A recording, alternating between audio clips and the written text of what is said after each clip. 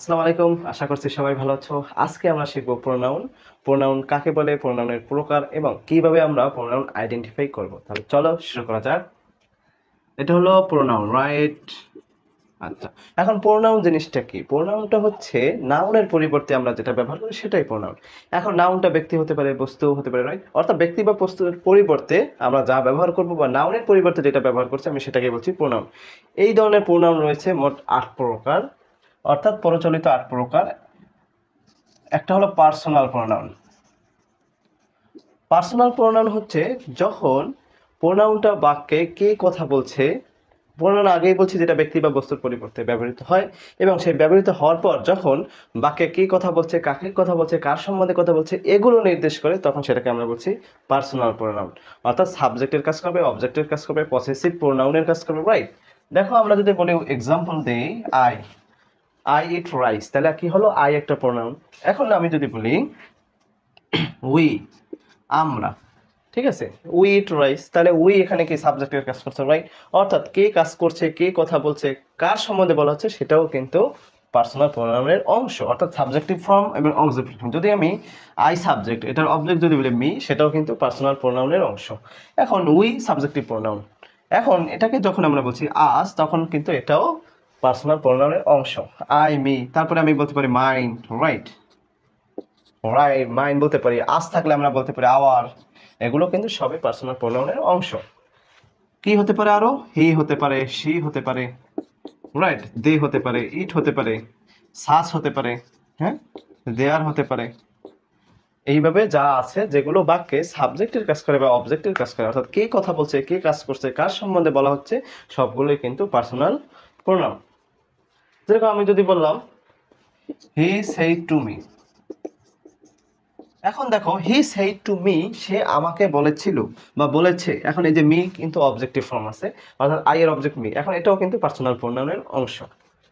তাহলে এভাবে দে, দেম, হ্যাঁ, দেয়ার, সবগুলো কিন্তু পার্সোনাল প্রোনাউনের অংশ। ওকে, দেয়ার্স, তারপরে তোমার শি হতে পারে, রাইট? তারপরে শি হার হতে পারে, হ্যাঁ, হার হতে পারে, তারপরে তোমার হার্স হতে পারে, তারপরে হি, হিম, হ্যাঁ, হিজ, হিজ, এগুলো সব পার্সোনাল প্রোনাউনের অংশ। তাহলে পার্সোনাল প্রোনাউন হচ্ছে বাক্যে যেটা সাবজেক্টের কাজ করবে, অবজেক্টের কাজ করবে, অর্থাৎ বাক্যে কে কাজ করছে বা কাকে আশ্রয় করে কাজ করছে, কার সম্বন্ধে বলা হচ্ছে, সবগুলো কিন্তু পার্সোনাল প্রোনাউনের অংশ। তারপরে আসো দুই, আমরা যদি বলি ইন্টারোগেটিভ, এটা সবাই বুঝবা, এটা নিয়ে আলোচনা করার কিছু নেই। ইন্টারোগেটিভ হচ্ছে বাক্যে যে প্রোনাউন, অবশ্যই আমি জানি নাউন প্রোনাউনের পরিবর্তে ব্যবহৃত হবে এবং পরিবর্তে ব্যবহৃত হয়ে যেটা বাক্যে প্রশ্ন করবে, প্রশ্ন করার জন্য ব্যবহৃত হবে। ইন্টারোগেটিভ মানে কি? প্রশ্নবোধক বাক্য। তো প্রশ্নবোধক বাক্যে প্রোনাউনের কাজ হবে প্রশ্ন করা। তাহলে বুঝতে পারবা ইন্টারোগেটিভের শেষে কিন্তু একটা কি হয়? ইন্টারোগেশন একটা সাইন থাকবে। তাহলে বলবো এটা ইন্টারোগেটিভ সেন্টেন্স। তো ইন্টারোগেটিভ সেন্টেন্সে যে প্রোনাউন দ্বারা তুমি প্রশ্ন করবা সেটাই ইন্টারোগেটিভ প্রোনাউন। যেরকম আমরা বলতে পারি হু, তারপরে হুইচ, না, হু ইজ ইউর ফাদার, তার মানে ফাদারের পরিবর্তে হু ব্যবহার করলাম। এই হুটা কিন্তু এখানে ইন্টারোগেটিভ প্রোনাউন। হু হুইচ হতে পারে, হ্যাঁ, হু হুইচ। তারপরে whose, whose pen is this, whose marker is this, তার মানে এই হুজটা কিন্তু এখানে ইন্টারোগেটিভ প্রোনাউন। তারপরে আমি যদি বললাম হোয়াট, হ্যাঁ, হোয়াটস ইউর নেম, তাহলে কি এগুলো সব ইন্টারোগেটিভ প্রোনাউন। তারপরে হোম ডু ইউ লাইক, তার মানে এই হুইস এগুলো সব কিন্তু ইন্টারোগেটিভ প্রোনাউন। ইন্টারোগেটিভ প্রোনাউন নিয়ে আশা করছি আলোচনা করার কিছু নেই, এগুলো দেখলেই আইডেন্টিফাই করা যায়, রাইট? এখন আসো আমি যদি বলি রিলেটিভ, রিলেটিভ প্রোনাউন হচ্ছে বাক্যের মধ্যে, অর্থাৎ ব্যক্তি বা বস্তুর পরিবর্তে যে ব্যবহৃত হয়ে সেটা দুইটা বাক্যকে যুক্ত করে দেয়। রিলেটিভ মানে কি? রিলেশন মানে সম্পর্ক করে, এবার মনে রাখবা। আর রিলেশন মানে কি? একটা ছেলে একটা মেয়ে রিলেশন আছে, এর অর্থ কি? তারা দুইজনে একটা সম্পর্কের মধ্যে আছে, তাদের দুইজনে রিলেশনের মাধ্যমে কি তারা যুক্ত আছে। তাহলে রিলেটিভ প্রোনাউন হচ্ছে দুইটা বাক্য যখন যেই প্রোনাউন দ্বারা যুক্ত থাকবে। এখন দেখো এটাও কিন্তু ওই ডব্লিউএইচ দিয়েই করা হয়, কিন্তু সমস্যা হচ্ছে ইন্টারোগেটিভে কি থাকবে? প্রশ্ন করার জন্য আসবে, কিন্তু রিলেটিভে হচ্ছে দুটো বাক্যকে যুক্ত করবে। তো রিলেটিভ প্রোনাউনে তো আবার ইন্টারোগেশন সাইন থাকবে না, সেটা দেখো বুঝতে পারবো যে কোনটা রিলেটিভ প্রোনাউন আর কোনটা ইন্টারোগেটিভ প্রোনাউন।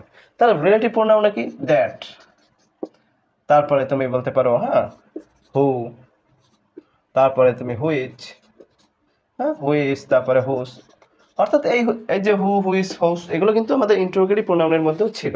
কিন্তু এখন রিলেটিভ প্রোনাউন যখন বলছি তখন আমরা বলবো যে রিলেটিভ প্রোনাউন যখন বোঝাবে তখন কি করবে, দুইটা বাক্যকে তারা যুক্ত করবে এবং সেখানে ইন্টারোগেশন কোনো সাইন থাকবে না। যখন ইন্টারোগেটিভ সেন্সে আসবে তখন এগুলো প্রশ্ন করার জন্য ব্যবহৃত হবে, রাইট? এই হলো দুটোর মধ্যে বেসিক ডিফারেন্স। এখন আসো 4 নম্বরে আমরা যদি বলি ইনডিফিনিট।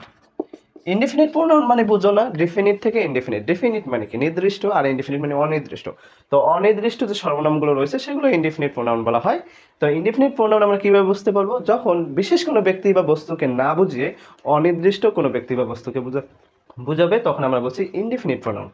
ইনডিফিনিট প্রোনাউন হচ্ছে যেটাকে অনির্দিষ্ট করে বোঝাবে, বিশেষ কোনো ব্যক্তি বা বস্তুকে নির্দিষ্ট করে বোঝাবে না, অনির্দিষ্ট আনস্পেসিফিক। ওকে, স্পেসিফিক করতে পারবে না, অনির্দিষ্ট করে বোঝাবে। সো দেখো আমরা যদি এক্সাম্পল দিই তাহলে কি দাঁড়ায়, মনে করো বোথ। এখানে ব্যক্তি বা কোনো বস্তুকে নির্দিষ্ট করে বোঝে না, বোথ মানে কি উভয়কেই বোঝাচ্ছে। দেখো তারপরে আমরা যদি বলি এনি, এনি মানে কি কোনো, মানে যে কেউ হতে পারে। সাম, তারপরে নান, নান মানে কেউ না, যে।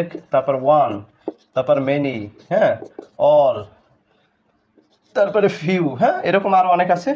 তাহলে দেখো নান, এনি, ওয়ান, সাম, মেনি, তারপর অল, ফিউ এগুলো সব কি হচ্ছে ইনডিফিনিট, অর্থাৎ কোনো ব্যক্তি বা বস্তুকে বাক্যের মধ্যে নির্দিষ্ট করবে না। যখন নির্দিষ্ট করে এগুলো বোঝাবে না, অনির্দিষ্ট কোনো কাউকে কিছু বোঝাবে তখন আমরা বলছি ইনডিফিনিট প্রোনাউন।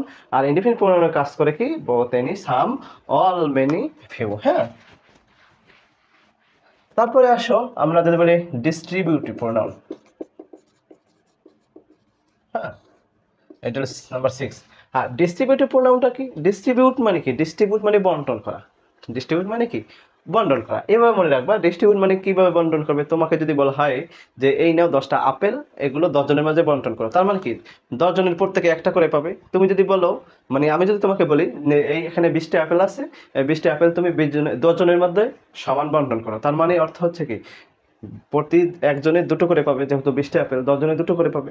তার মানে ডিস্ট্রিবিউট মানে কি বন্টন করা, মানে প্রত্যেকেই পাবে। তো ডিস্ট্রিবিউট প্রোনাউন হচ্ছে যখন ডিস্ট্রিবিউট বাক্য মানে ডিস্ট্রিবিউট প্রোনাউনটা বাক্যে আসে তখন বিশেষ কেউ মানে প্রত্যেককেই বোঝাবে। এটা হলো মানে ডিস্ট্রিবিউট প্রোনাউনের ডেফিনিশন, অর্থাৎ প্রত্যেককেই বোঝাবে। ডিস্ট্রিবিউট প্রোনাউন কি বাক্যের প্রত্যেককেই বোঝাবে। দেখো আমরা যদি বলি ইচ, ইচ মানে কি প্রত্যেকে। তারপরে এভরি, এভরি মানে কি প্রত্যেকে, every mother loves her serve, right? তারপরে দেখো আমি যদি আইদর, তারপরে আমি যদি বলি নেইদর, হ্যাঁ। ডিস্ট্রিবিউটিভ প্রোনাউন তাহলে কি হলো, ইচ, এভরি, আইদার, নেইদার এগুলো সব হচ্ছে কি ডিস্ট্রিবিউটিভ প্রোনাউন। ডিস্ট্রিবিউটিভ হচ্ছে বাক্যে কি করবে, প্রত্যেককেই বোঝাবে, এটা হলো ডিস্ট্রিবিউটিভ প্রোনাউন। তারপরে আসো 7 রেসিপ্রোকাল, হ্যাঁ, রেসিপ্রোকাল।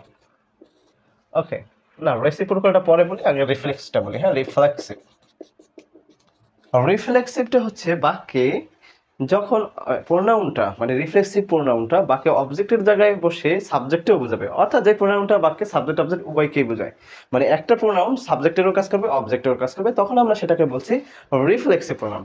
রিফ্লেক্সিভ প্রোনাউনটা কি, বাক্যে যখন সাবজেক্ট, যেই প্রোনাউনটা বাক্যে সাবজেক্ট এবং অবজেক্ট উভয়কেই বোঝাবে। দেখো উদাহরণ যদি বলি, হি কিল্ড হিমসেলফ, হিমসেলফ এর অর্থ সে নিজে নিজেই, অর্থাৎ যখন আমরা সুইসাইড করে কেউ তখন কি সে নিজে নিজে আত্মহত্যা করে, তাহলে কি হি কিল্ড হিমসেলফ, হিমসেলফ দ্বারা কি মানে সাধারণত সে হত্যা করে, মানে মানুষ নিহত হয় কিছুর দ্বারা নিহত হইতে পারে, যখন সে নিজে নিজেই হত্যা করে তার মানে কি সাবজেক্ট অবজেক্ট সে কি একজনকেই বোঝাচ্ছে, রাইট? হি কিল্ড হিমসেলফ মানে কি সে নিজে নিজেই নিজেকে নিহত করেছে, আত্মাহুতি দিয়েছে। যাই হোক, এখন বাক্যে যখন তুমি রিফ্লেক্সিভ প্রোনাউনটা বুঝবা, যে এই সেলফ থাকবে অথবা প্লুরাল বোঝাবে সেলফস, বাক্যে প্রোনাউনের সাথে সেলফ থাকবে অথবা প্লুরাল হলে কি হবে সেলফস, যেরকম দেম সেলফস, দেম প্লুরাল এই কারণে দেম সেলফস। তাহলে রিফ্লেক্সিভ প্রোনাউন হচ্ছে কি সেলফ যুক্ত যে প্রোনাউনগুলো রয়েছে সেগুলো সবকে রিফ্লেক্সিভ প্রোনাউন। দেখো আমি যে বলি ইয়োর সেলফ, হ্যাঁ, হিম সেলফ, তারপরে my self, my self, him self, her self, হ্যাঁ, তারপরে আমি যদি দেম সেলফ, দেম সেলফ, হ্যাঁ, তারপরে আওয়ার সেলফস, তারপরে আমি এই তো এগুলোই, হ্যাঁ, them self, him self, our self, them self এগুলো সব তাহলে কি রিফ্লেক্সিভ প্রোনাউন, অর্থাৎ সেলফ যুক্ত অথবা সেলফস, তাহলে এগুলো সব কি রিফ্লেক্সিভ প্রোনাউন। এখন আসো শেষ 8 রেসিপ্রোকাল প্রোনাউন। রেসিপ্রোকাল প্রোনাউন দেখো, আমরা ডিস্ট্রিবিউটিভ প্রোনাউন কি প্রত্যেককে আলাদাভাবে বুঝিয়েছে, রাইট? ডিস্ট্রিবিউট করা, বন্টন করা, মানে প্রত্যেককেই বুঝিয়েছে। আর রেসিপ্রোকালটা হচ্ছে পরস্পরের মধ্যে একটা সম্পর্ক বোঝাবে। রেসিপ্রোকাল প্রোনাউনটা হচ্ছে কি পরস্পরের মধ্যে একটা সম্পর্ক বোঝাবে। এমন না, মনে করো আমি যদি বলি এ এ বি কে ঘুষি দিছে, এটা হবে না। অথবা বি এ কে ঘুষি দিছে, এটাও হবে না। রেসিপ্রোকালটা হচ্ছে এ বি কে ঘুষি দিছে, বি এবার এ কে ঘুষি দিছে। আবার দেখো বি একে দিছে, এ আবার বি কে দিছে, সরি এ আবার বি কে দিছে। এইভাবে পরস্পরের পারস্পরিক, মানে রেসিপ্রোকাল শব্দের অর্থটাই হচ্ছে কি পারস্পরিক। তো পরস্পরের মধ্যে যখন ক্রিয়া ঘটবে, আমি চুপ আছি, মনে করো তুমি চুপ আছো, তোমাকে আমি একটা চটকানা দিলাম, এটা হবে না। যখন দুইজনেই চটকানা দেওয়া দিয়ে করবে, তখন তাকেই আমরা বলছি রেসিপ্রোকাল। আমরা বলি না হাতাহাতি, এই হাতাহাতি অর্থ মানে কি দুইজনের মধ্যে যখন হাতাহাতি হয়, রাইট? একজন চুপ আছে আর একজন তাকে যদি মনে করো দুই একটা চটকানা লাগিয়ে দেয়, সেটা কিন্তু রেসিপ্রোকাল হবে না।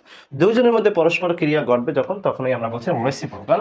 আর রেসিপ্রোকালের খুব একটা উদাহরণ নাই, ইচ আদার, হ্যাঁ, ইচ আদার, একটা হচ্ছে কি ওয়ান অ্যানাদার। ইচ আদার এবং ওয়ান অ্যানাদার, এই দুটো দিয়ে আমরা রেসিপ্রোকাল প্রোনাউন মূলত আইডেন্টিফাই করে থাকি। তার মানে প্রোনাউনের 8 প্রকার, আশা করছি বুঝতে আর সমস্যা হবে না। এগুলো অর্থাৎ কি কি ইন্ডিকেটর থাকলে তুমি প্রোনাউন আইডেন্টিফাই করবে, আমি আশা করছি, মানে আমি বিশ্বাস করি আমি ক্লিয়ার করতে পেরেছি। তো তোমরা ভিডিওটি শুরু থেকে শেষ পর্যন্ত দেখলে প্রোনাউন সংক্রান্ত কোনো সমস্যা আমার মনে হয় আর সম্মুখীন হবে না। তো আজকের ক্লাস এই পর্যন্তই, ভালো থাকো, আল্লাহ হাফেজ।